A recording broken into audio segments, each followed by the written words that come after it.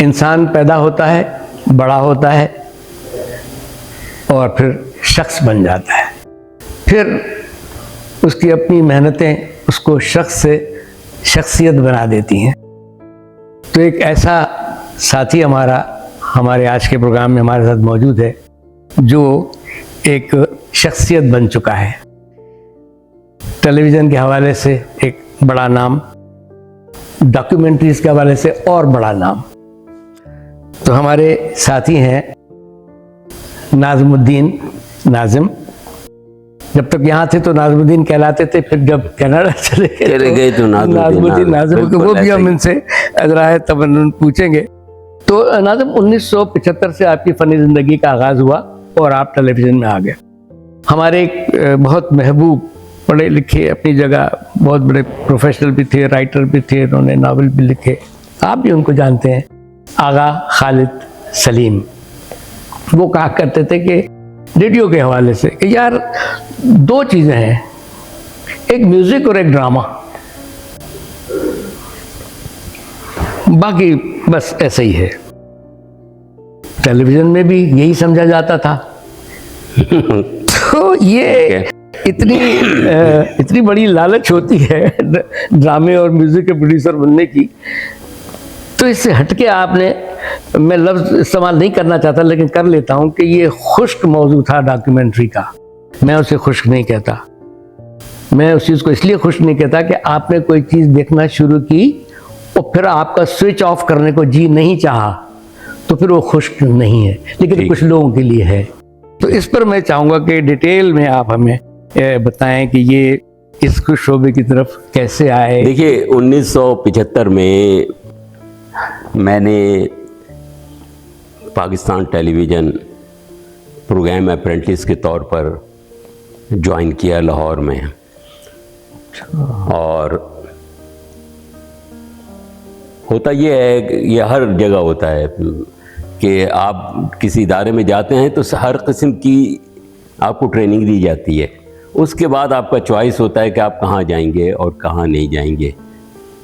तो बिल्कुल सही है, ड्रामा जो है और म्यूज़िक जो है वो एक लोगों के लिए एक बहुत बड़ी इंस्पिरेशन होती है। लेकिन मेरी कभी भी ड्रामे के हवाले से, म्यूज़िक के हवाले से ऐसा नहीं हुआ।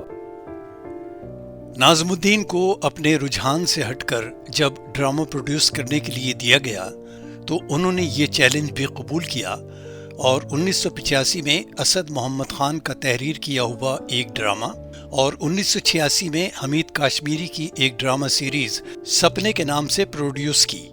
1994 यूनाइटेड नेशन डेवलपमेंट प्रोग्राम के तहत एम्प्लॉइज ओल्ड एज इंस्टीट्यूट के लिए एक खुसूसी ड्रामा साहिबान के नाम से भी नाज़मुद्दीन ने प्रोड्यूस किया। उसी साल टीवी ड्रामा सीरीज की तैयारी के एक तरबियती कोर्स में नाज़मुद्दीन को कुआलालंपुर मलेशिया भेजा गया। इस कोर्स का एहतमाम जर्मनी के एक टेलीविजन ट्रेनिंग सेंटर ने हुकूमत मलेशिया के एक इदारे AIBD के ताउन से किया था। इस कोर्स के इख्तिताम पर शुरका को असनाद तकसीम की गईं। ये जिक्र है 1967 का। 75 आप आइए, 67 में जब टेलीविज़न कराची सेंटर कायम हुआ, वहाँ से एक प्रोग्राम आया करता था, सैलानी के साथ उबैदुल्ला बेग करते थे और उसका मैं इंतज़ार करता था। बाकी लोग चले जाते थे उठ के कमरे से, लेकिन मुझे इंतज़ार होता था उस प्रोग्राम का। शुरू से मेरा एक डॉक्यूमेंट्री की तरफ जो है एक शौक़ मौजूद था। अच्छा, 75 में यहाँ पर जब मैं आया, 77 में मैं कराची आ गया। कराची आने के बाद जनरल प्रोग्राम्स, एक शोबा जनरल प्रोग्राम्स का भी होता है। हाँ, मैगज़ीन प्रोग्राम, हाँ, ये कि मजहबी प्रोग्राम हैं, कव्वालियाँ हैं और दूसरे इस किस्म की। तो मुझे जनरल प्रोग्राम्स दिए गए मैंने वो किए। नाज़मुद्दीन को 1988 की एक सहमाही में बच्चों का प्रोग्राम प्रोड्यूस करने के लिए दिया गया। उसका नाम होनहार था। ये एक बेहतरीन प्रोग्राम था, इसीलिए इसको बच्चों और यूथ के लिए होने वाले एक इंटरनेशनल फेस्टिवल में जर्मनी भेजा गया। इस फेस्टिवल का नाम प्री जोनस था। नाज़मुद्दीन ने यहाँ पाकिस्तान टेलीविज़न की नुमाइंदगी की और जर्मनी से वापस आकर बहुत मुख्तसर अरसे में निशान राह के नाम से 14 अगस्त के लिए 10 डॉक्यूमेंट्री की एक ऐसी सीरीज़ तैयार की जिसमें पाकिस्तान की कौमी अलामतों मसलन कौमी तराना और कौमी परचम वगैरह जैसे मौज़ूआत को पहली बार डॉक्यूमेंट्री की शक्ल में पेश किया। इस सीरीज़ को अवामी और हुकूमती सतह पर बहुत सराहा गया था। मुझे याद है 1988 में मोहम्मद ख़ान जुनेजो साहब की हुकूमत थी। उनका ताल्लुक़ सिंध के उस हिस्से से था जो थर वगैरह से, उनको बड़ी दिलचस्पी थी। तो उन्होंने कहा कि जी इसके ऊपर कोई, वहाँ ड्राउट है, कहसाली है, तो उस पर कोई प्रोग्राम होना चाहिए। बस वो फिर मैंने बलूच साहब से, आमिर इमाम साहब से दरख्वास्त की कि ये मैं करना चाहता हूँ। उन्होंने इजाज़त दी। उन्होंने न सिर्फ इजाज़त दी बल्कि बलूच साहब, आज मुझे बहुत अच्छी तरह याद है कि उन्होंने वो सारा कुछ अरेंज भी किया है। निसार सिद्दीकी साहब डिप्टी कमिश्नर थे मीरपुर ख़ास के। हम गए वहाँ पर और वो 2 जीपें तैयार थी और उसके बाद हम 12 दिन उसमें लग गए। उससे पहले मैं रैकी कर चुका था थर की, और मैं जाके देख चुका था। मुझे आइडिया था, इस रफ स्क्रिप्ट मैंने बनवा लिया था। तो भाई बात यह है कि डॉक्यूमेंट्री को मैं ये समझता हूँ, निसार के ड्रामा, म्यूज़िक, ये सब जो हैं, इनकी ये जो जॉनरा है, ये इनकी लाइफ थोड़ी होती है। आज किसको याद है कि मोहसिन अली ने क्या किसके किए वो किए थे। लेकिन मेरी डॉक्यूमेंट्री थर लैंड एंड पीपल, ना सिर्फ ये कि उसको अवार्ड मिला, सिडनी से पहला इनाम मिला, बल्कि वो इस वक्त मिलियंस के अंदर देखी जा रही है, मिलियंस में देखी जा रही है। इसी तरह एक और डॉक्यूमेंट्री मैंने की, उसके लिए मैं ये कहूँगा कि मैं उनका मशकूर हूँ, अब्दुल कादिर मंगी साहब का। उनका ये होता था कि वो किसी भी ज़िले में जब जाते थे तो कोई ना कोई हल्ला गुल्ला करते थे, हल्ला गुल्ला ज़रूर वो करते, साथ भी थे। हम साथ थे। तो वो हमने फिर थर आफ्टर रेन किया, कुछ पुराने शॉट मिला जुला के हमने वहाँ पर वो कर लिए, थर आफ्टर रेन। उसकी भी रीच जो है वो इससे कहीं ज़्यादा है, कहीं ज़्यादा, मिलियंस के अंदर वो भी मतलब है। तो ये मेरे YouTube चैनल के ऊपर है। मैंने YouTube चैनल 2013 में बनाया था। उस वक्त तक मैंने उसको मोनेटाइज नहीं किया था। खैर बहरहाल 2020 में कोविड के ज़माने में उसको मोनेटाइज किया, तब थोड़े से पैसे वैसे भी आ जाते हैं। उसका नाम है नाज़मुद्दीन नाज़िम। अच्छा, उसका नाम ही है नाज़मुद्दीन नाज़िम। थर पर बनाई गई डॉक्यूमेंट्री ने नाज़मुद्दीन के काम को मजीद जिला बख्शी। इसी का नतीजा था कि उन्हें जापान के सरकारी टीवी चैनल NHK और जापान फाउंडेशन की जानिब से एक खुसूसी डॉक्यूमेंट्री बनाने की दावत दी गई। Peoples and dwelling in Japan के उन्वान से ये डॉक्यूमेंट्री नाज़मुद्दीन ने जापान जाकर मुकम्मल की। इस डॉक्यूमेंट्री को जापानी हुकूमत ने न सिर्फ सराहा बल्कि इसे अपने तमाम सिफारती मिशंस को भी भेजा। चलो थोड़ी सी बात वो भी कर लेते कि नाज़मुद्दीन से नाज़मुद्दीन नाज़िम कैसे बने आप? भाई जब मैं 1998 में कनाडा गया तो वहाँ पर एक और हमारे साथी थे, उनका नाम था नाज़मुद्दीन मकबूल, मेरा नाम था नाज़मुद्दीन। अच्छा, वो प्रोग्राम करते थे गीतमाला के नाम से रेडियो पर, मैं टेलीविज़न का था, दोनों का ताल्लुक़ इलेक्ट्रॉनिक मीडिया से था। तो वो कुछ थोड़ी सी लोगों को मुगालता होता था, उनके फ़ोन मेरे पास आते थे, मेरे उनके पास जाते थे। तो फिर फाइनली मैंने अपना नाम जो है वो नाज़मुद्दीन नाज़िम कर लिया। मैंने कहा कि चलो शायराना टाइप का नाम हो जाएगा। चलो ये अब थोड़ा सा रिवर्स गियर कि डॉक्यूमेंट्री बनाने वाले दुनिया में तो है, लेकिन हम अपने मुल्क में देखें तो आपको किस शख्सियत ने डॉक्यूमेंट्री तो आपका शौक था ही, तो मुतासिर किस डॉक्यूमेंट्री प्रोड्यूसर ने? देखिए बात यह है कि मेरे सामने सिर्फ एक ही नाम है और उसका नाम है उबैदुल्ला बेग। उबैदुल्ला बेग ने मुझे बेइंतहा मुतासिर किया। जब वो बोलते थे किसी भी मौजू के ऊपर आखिर वक्त तक, वो क्या शानदार उनका दास्तान गोई का अंदाज था और क्या शानदार इंसान थे वो। आप भी मिले होंगे। हम तो उनके वो, आप रेडियो में थे वो शुरू में? रेडियो में बुनियाद तो उनकी भी रेडियो ही थी। अच्छा नाज़िम, आपने ये तो जिक्र किया कि वो पहली डॉक्यूमेंट्री का सिलसिला, अजीब बात है, मोहम्मद खान जुनेजो का नाम जब भी आता है तो जिसके सामने आप नाम लेते हैं ना तो आगे से उसका रिस्पॉन्स ये होता है, यार बहुत शरीफ आदमी थे। हाँ अच्छा, तो ये तो पता चल गया कि वो उनके ईमा पे, वो हमने ईमा पे, उनकी ख्वाहिश पे पहली इब्तिदा वहीं से हुई और उस सिंध के उस इलाके का निसार उस वक्त पता है आपको कि 9 कोट से मिट्टी तक की सड़क थी, सिर्फ एक वो उन्होंने बनवाई थी। 9 कोट से मिट्टी की डामर की एक उसके बाद जो है इस्लाम कोट, नगर पार्कर, भालवा, चाचरो, डिपलो, वो जो कोई सड़क नहीं थी। आज मैंने सुना है कि आज बहुत कुछ है। हाँ, हमने भी सुना है। अच्छा, इस हवाले से डॉक्यूमेंट्रीज तो बहुत सारी आपने, मैं तो बल्कि आपके एक आध और 2 और प्रोग्रामों का भी जिक्र करूँगा, वो भी मैं उनको उस जुमरे में डालता हूँ डॉक्यूमेंट्री के में। आपका प्रोग्राम था कस्बे कमाल। जी, वो भी एक तरह की डॉक्यूमेंट्री। बिल्कुल ऐसा ही था। बिल्कुल ऐसा ही था। जुमन पे आपने एक प्रोग्राम किया, चिश्ती मुजाहिद पे शायद आपने प्रोग्राम किया, और भी कई प्रोग्राम मुझे याद है।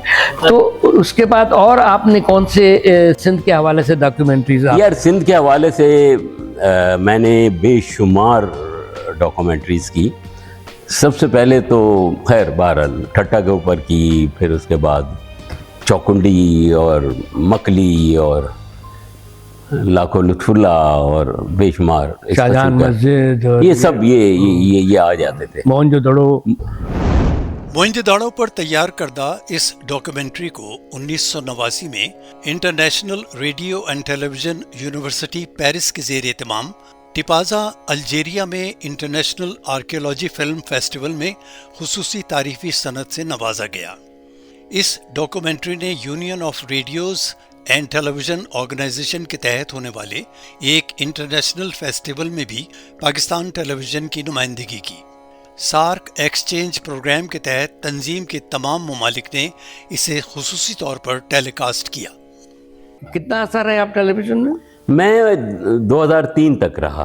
2003 कब से कब? 75 से 2003 तक। तो 28 साल बनते, पूरे 28 साल बनते। लेकिन आप यूं समझिए कि उससे पहले मैं रेडियो से मुंसलिक था। हाँ बिल्कुल। रेडियो से मेरी सारी तरबियत रेडियो से हुई थी। बिल्कुल। इलेक्ट्रॉनिक मीडिया मेरे वहाँ से था।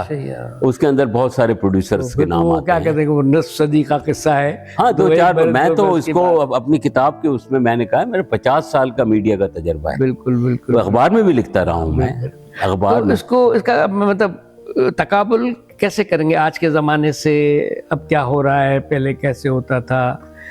यार बस मैं क्या करूं, मैं अफसोस कर सकता हूं कि अब मैं जाता हूं टीवी के ऊपर तो कोई प्रोग्राम नहीं हो रहा, किसी स्टूडियो में नहीं हो रहा, सिवाय ले दे के स्पोर्ट्स है वो भी वहाँ हो रहा है, आपने कट कर लिया MCR में, बस ठीक है चल रहा है वो, या एक आध कोई करंट अफेयर। और हमने तो ये सुना है कि टीवी भी खरीद के ड्रामे चलाता है। हाँ, खरीद के ये यूसुफ बेग मिर्जा साहब ने ये बिना डाली बिदत। हाँ, ये बिदत उनकी डाली हुई है कि नहीं बाहर से लेते हैं और बाहर से लेके और वो करते हैं। भाई तो आउटसोर्स किया। चलिए ठीक है, मुझे कोई वो नहीं है इतराज़ के जी, आप कीजिए आप ऐसा, लेकिन ये तो बताइए कि ये जो हर सेंटर पे 3 या 4 स्टूडियोज हैं, 5 चौक 20, ये किस खाते में जाएंगे? इनका क्या काम है? वहाँ स्टाफ है, मेरी किताब में जिस वक्त मैंने ये किया है 2018 तक 6000 थे स्टाफ, 6000। अब तो और भी ज़्यादा होंगे। तो बहरहाल ये कि अब बुरा हाल है। और आप देख लीजिए बाकी जो टेलीविज़न वो कर रहे हैं, हमारे टेलीविज़न का ये था कि वो फैमिली टेलीविज़न था। हर नौइयत का प्रोग्राम जो है वहाँ होता था, हर नौइयत का। कव्वाली भी हो रही है, बच्चों के प्रोग्राम, औरतों बच्चों के प्रोग्राम भी हो रहे हैं। आज आप बताइए मुझे, बच्चों का कोई प्रोग्राम हो रहा है? कहीं भी नहीं। आप मुझे बताइए कोई ऐसे मजहबी प्रोग्राम तो खैर बहुत होते हैं, सब कुछ होते होंगे, लेकिन किसी चैनल को ये होश नहीं है। कोई ड्रामे में लगा हुआ है तो ड्रामे नहीं, में वो सिर्फ क्या तुर्की के ड्रामे 9 बजे वो कहते हैं कि बस 8 बजे 9 बजे बस धड़ाधड़ वो आप अपने लोगों को बैठाइए, उनको लड़वाइए और वो करंट अफेयर। वो भी एक अजब। आज के दौर के प्राइवेट टीवी चैनल्स पर जो टॉक शोज होते हैं, उनसे हटकर नाज़िमुद्दीन ने संजीदा नौइयत के टॉक शोज किए। चेहरे प्रोग्राम की सीरीज में अब्दुस सत्तार ईदी को उन्होंने पहली बार इलेक्ट्रॉनिक मीडिया पर मुतारिफ करवाया। इसका इतराफ खुद ईदी साहब भी करते हैं। मैं कभी टीवी में नहीं जाता था, मैं अपने कामों में लगा रहता था। नाज़िमुद्दीन मेरे पास आए, मुझे ये बताया कि आपको टीवी में आना है।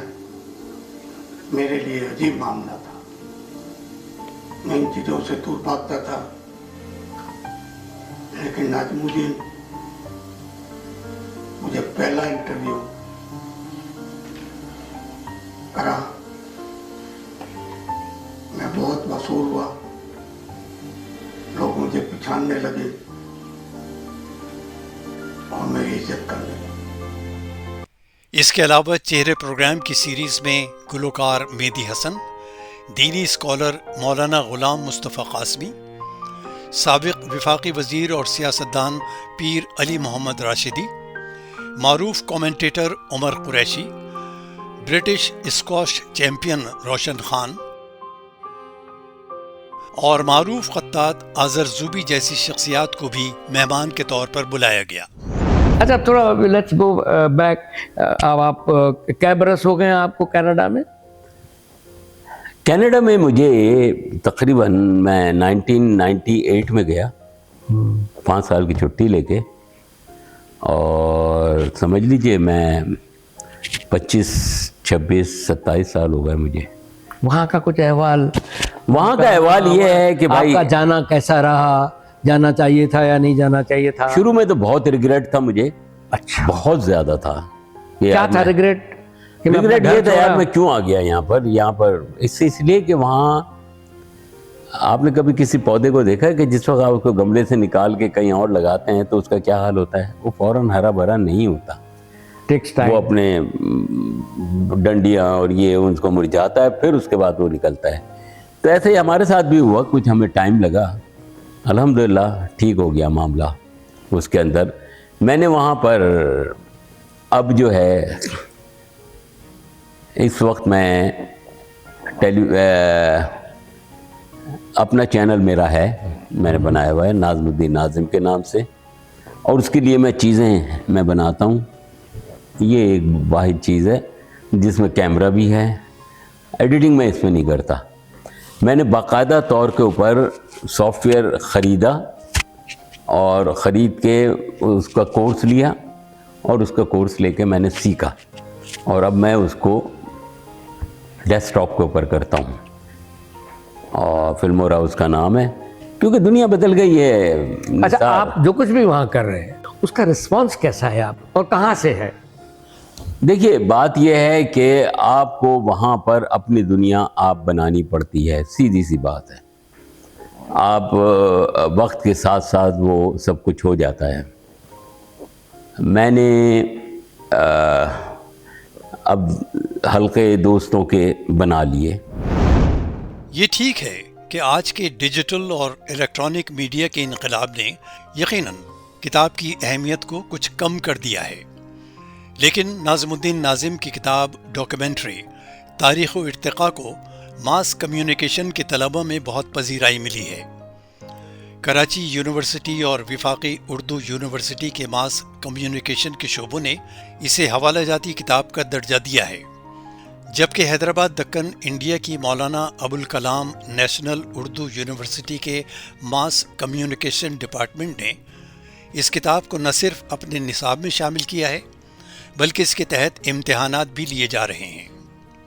मास कम्युनिकेशन के तलबा व तालिबात नाज़मुद्दीन की 6 डॉक्यूमेंट्रीज़ की एक सीरीज़ PTV का सफ़र से भी इस्तिफ़ादा कर रहे हैं। इस सीरीज़ में पाकिस्तान टेलीविज़न के क़याम यानी 1964 से लेकर 1994 तक होने वाली तमाम तदरीजी तरक्की का अहाता किया गया है। अब आप क्या समझते हैं कि यहाँ बड़ा ब्रेन ड्रेन, हम कहते हैं कि अच्छे पढ़े लिखे लोग जा रहे हैं। अच्छा, और आमतौर पे ये भी कहते हैं, सुना है लोग, अगर किसी के पास जाने की गुंजाइश है, मतलब उसका कोई बेटा बड़ा बाहर है और वो खुद भी जा सकता है, वो किसी भी एज ग्रुप का हो, अगर वो नहीं जा रहा है बाहर तो वो बेवकूफ़ी कर रहा है। तो ये कभी फीलिंग आती कि नहीं यार, हम इतना मेरा टैलेंट है और मुझे वहीं रहना चाहिए था, मैं क्यों अपना, या फिर खुद आपको अपनी औलादों के कतई तौर के ऊपर अब कोई, मुझे इसके ऊपर कोई रिग्रेट नहीं है। मेरे बच्चे माशाल्लाह वहाँ वेल सेट हैं। मेरा एक बेटा है जो कंप्यूटर नेटवर्किंग में है, एक बेटी मेरी बाकायदा गवर्नमेंट ऑफ ओंटारियो की मिनिस्ट्री के अंदर काम करती है, बहुत अच्छी पोजीशन पर है। एक बेटी मेरी और इसी तरीके से है, एक बेटी रॉजर्स में काम करती है। तो अल्हम्दुलिल्लाह वो सब सेट। अब कनाडा की बात निकली है, वहाँ पर हमारे पाकिस्तानी भाई बहुत हैं कनाडा में, और कुछ इलाके ऐसे हैं जहाँ वो ज़्यादा है। नाम हम सुनते हैं, हम कभी गए नहीं, मिसिसागा है या कोई और जगह है, वहाँ पाकिस्तानी बहुत हैं। तो वहाँ उनका आपस में उनकी क्या रेपुटेशन है, आपस में उनकी क्या, आपस में कोई उनका मिलन जुलन है या वहाँ भी? नहीं, बहुत अच्छा है निसार। वहाँ बड़े अच्छे लोग प्रोग्राम्स करते हैं, मुख्तलिफ़ किस्म के मुशायरे भी हो रहे हैं। यहाँ से जो मेहमान जाते हैं वो भी उनको बुलाते हैं, अदबी नशिस्तें भी हो रही हैं, उसके लिए लोग कर रहे हैं। शबनम नूरवानी का बेटा है फैसल अजीम, वो कर रहा है। ये मुख्तलिफ़ लोग जो है, हर शख्स अपनी सतह के ऊपर कुछ ना कुछ कर रहा है वहाँ पर, और लोग जमा होते हैं। कुछ नहीं होता तो भाई बात यह है कि हफ्ता 15 दिन 20 दिन के बाद सब आपस में दोस्त जो हैं वो मिल के, आज ज़ुबैरुद्दीन के घर चलें, न्यूज़ वाले, हाँ, उन्होंने बुला लिया ज़ुबैर भाई ने कि भाई आ जाएं खाना खाएं, और उसमें 5 6 7 फैमिली बुला ली हैं। इसी तरह हमने बुला लिया।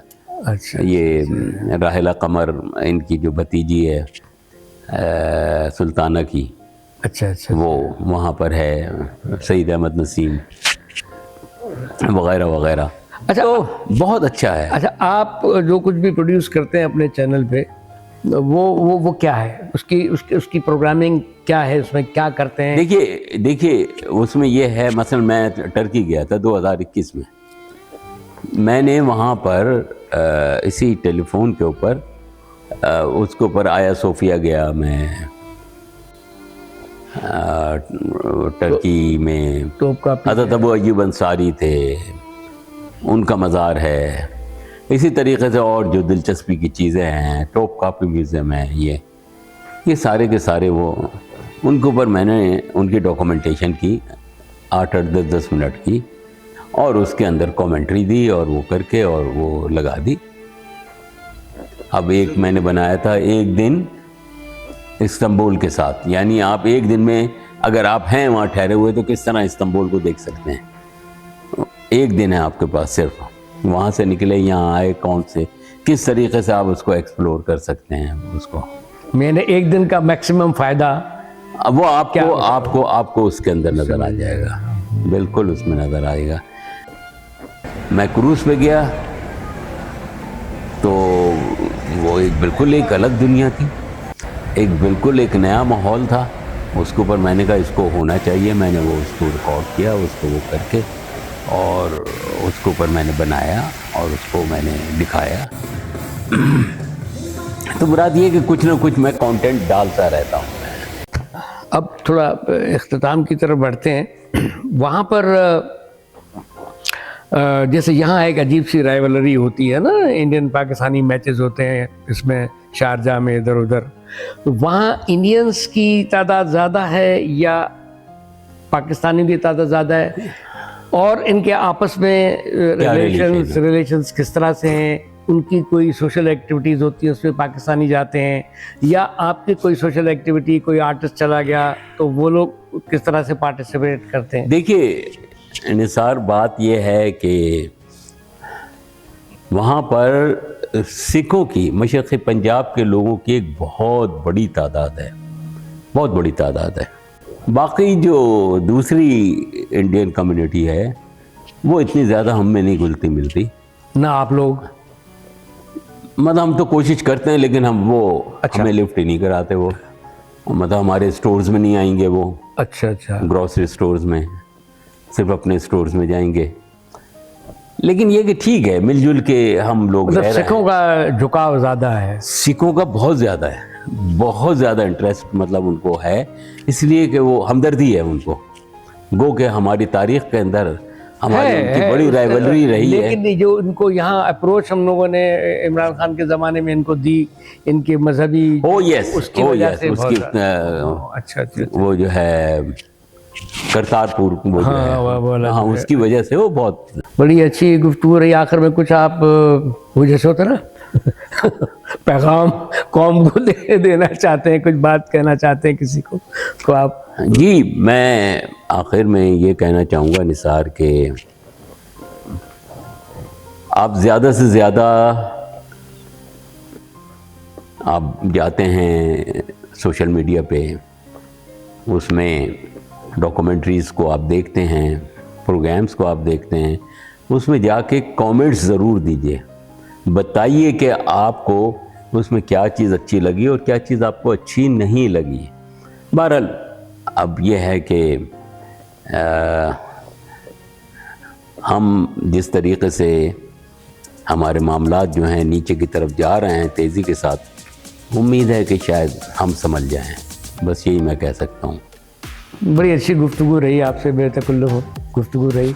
थैंक यू, बहुत बहुत शुक्रिया आपका, बहुत बहुत शुक्रिया आपका निसार। Thank you.